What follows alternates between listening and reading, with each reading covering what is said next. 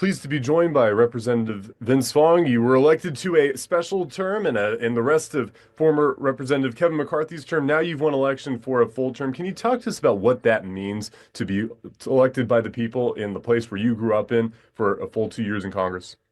Well, it's certainly an honor, and I'm humbled that the voters of the 20th district have given me this great honor to represent them in Washington, D.C. We got a lot of challenges facing our state and country. This has been a whirlwind election with four elections this year, but throughout this whole process, the constant is that the voters trusted me to represent them in Congress. And we're ready to just roll up our sleeves and get to work. And not only trusted you, if you go outside the district, they've trusted Republicans across the board, whether it's winning a House majority and also now a Senate majority, and of course the presidency as well. What does this mean for us when we look at a policy perspective? How much easier does this make passing legislation that I'm sure that you've been wanting to do for some time, and of course fix budget shortfalls? Well, this is a clear mandate. The voters throughout our country were frustrated with the direction of our country, and they wanted to change. And so they want to secure the border. They want to tackle inflation, reduce the tax burden, reduce the regulatory burden, increase our domestic energy production, increase our water supplies here in California. And so they sent a clear message that enough is enough. We need to deliver real results. And so they've given Republicans this tremendous opportunity to govern.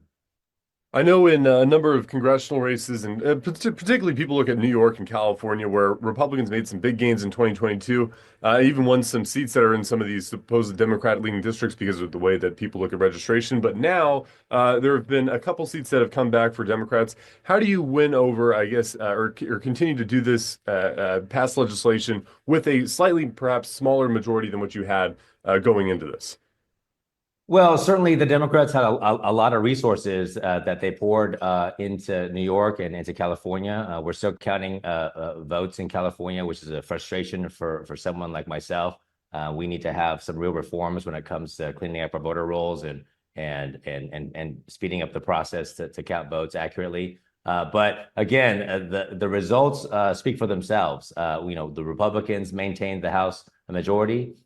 We expanded the map. We have Republicans elected in Colorado, in North Carolina, in Alaska.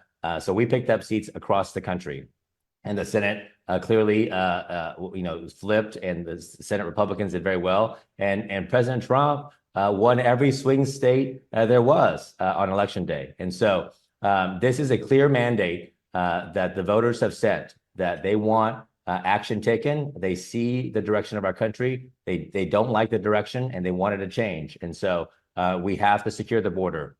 We have to deal with inflation and the affordability crisis that has hit all our pocketbooks. We have to reduce the tax burden. We have to reduce the regulatory burden. Energy costs are skyrocketing, and we need to increase energy production here in America and make America great again. And some of those House seats that Republicans picked up, even though despite the small losses in California and New York, were in those swing states in Michigan and Pennsylvania, which were quite interesting to watch. Of course, Pennsylvania has its fracking industry. And of course, when we were looking in this election, it would be how does the Vice President Kamala Harris go after voters there after she had previously made remarks about not supporting fracking and looking to the end of fracking. And of course, that may be something that could have bit her in this campaign. What does making America energy independent mean, and how can Kern County thrive with perhaps some new regulations or policy from the new Trump administration? Well, the Central Valley is the energy production capital of California, and we want to take part in securing our country when it comes to energy. Certainly spent this past week talking to the incoming freshmen that I'm going to be serving with. A lot of them come from Colorado. A number of them come from Pennsylvania. Energy is top of mind. When you talk about inflation, when you talk about cost of living, the thing that comes to mind is gas prices and energy costs. When you look at your electricity bills, when you try to fill up, I mean, that has a real impact on family budgets. And so we need to not only make our country energy secure, that not only is good for driving down energy costs, but it is also good for our national security. We cannot continue to import oil and gas from countries that don't like us. And when we look at across the globe, when you look at Europe, when you look at the Middle East, We need to be producing that energy here at home. And when we look at what we're trying to do technologically, when it comes to science and commercial space and AI and quantum, I mean, the energy needs of our country are only going to increase. And so for us to continue to be a leader globally around the world, we need to produce more energy. And for us in Kern County, we're the tip of the spear. We can do more.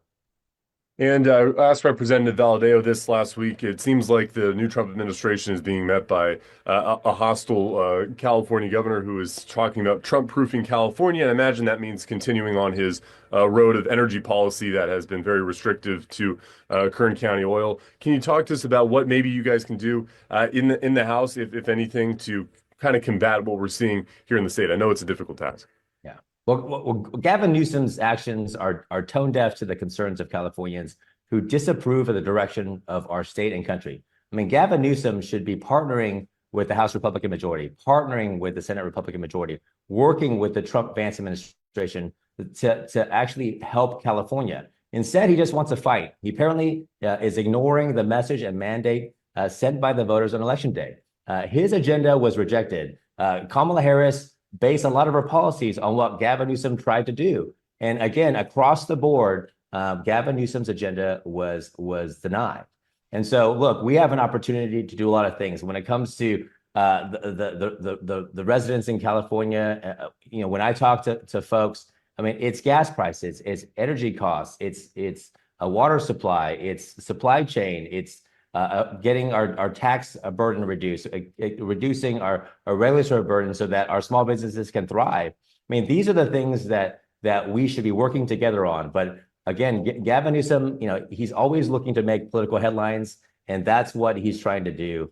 He's just trying to elevate himself at the expense of Californians.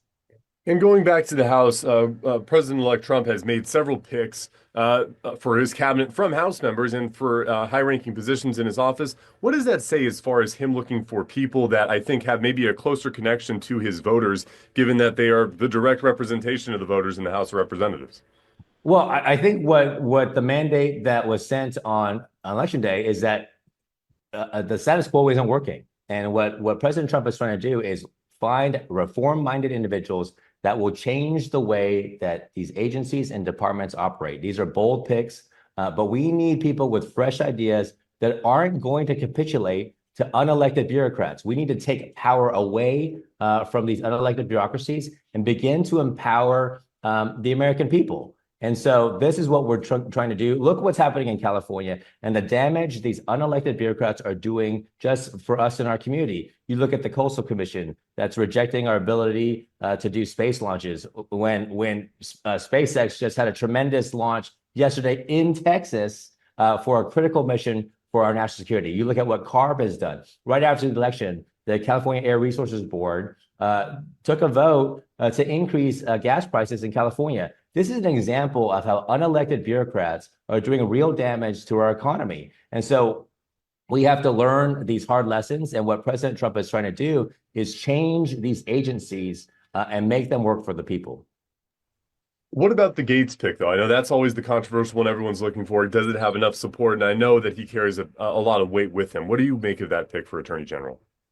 Well, there's a lot of questions when it comes to Matt Gaetz, but at the end of the day, we need to look at how do we change DC? How do we make DC work? And so that's what we're trying to do. We need to shake up the status quo. At the end of the day, we need an effective team. I support President Trump and his ability to put a team together to tackle the crises our country is facing. So look, all these cabinet nominees will be subject to the constitutional advice and consent role that the Senate plays. And I look forward to seeing the outcome of the Senate confirmation process.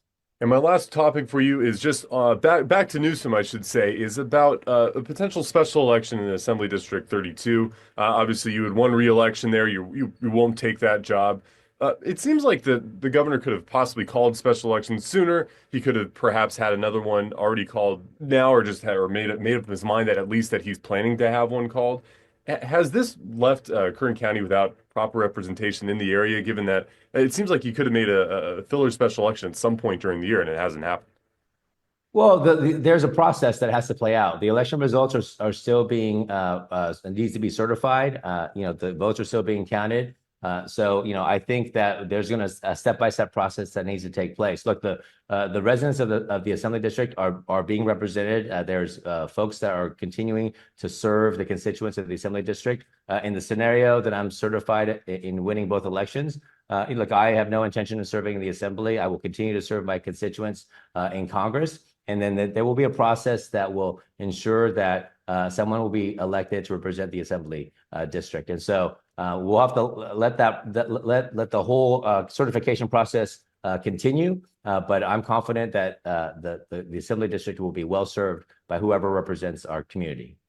Do you think the governor has a plan to call that special election faster, or not really, given how long it's taken so far as your vacation earlier in this year?